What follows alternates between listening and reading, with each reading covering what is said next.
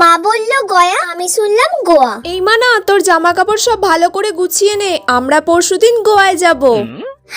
Wow, আমরা পরশুদিন গোয়ায় যাব। মা, খুব মজা হবে তাহলে, সবাই মিলে আমরা গোয়ায় যাব। আসলে ওখানে গিয়ে তোর ঠাকমা তো মানত করেছে তোর দাদুর জন্য তপস্যা করবে। ঠাকমা দাদুর জন্য তপস্যা করতে গোয়া যাবে? মাথাটা তো খারাপ হয়ে গেল নাকি? তোর যা জামা কাপড় আছে সব গুছিয়ে নে। ও মা, আমার সব গোছানো কমপ্লিট।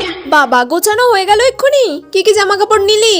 3টে ওয়ান পিস নিয়েছি, 2টো শর্টস নিয়েছি, ব্যাস এইগুলোই নিয়েছি। এই মেয়েটার কি মাথাটা তা খারাপ হয়ে গেছে নাকি? ও গয়ায় যাবে, গয়ায় গিয়ে শর্টস পরবে, ওয়ান পিস পরবে। এই সব জামা কাপড় তুই কেন নিয়েছিস? গয়াতে গিয়ে তুই শর্টস পরবি, ওয়ান পিস পরবি? তোর মাথাটা তা খারাপ হয়ে গেছে নাকি? গয়া? আমি তো ভাবলাম গোয়া।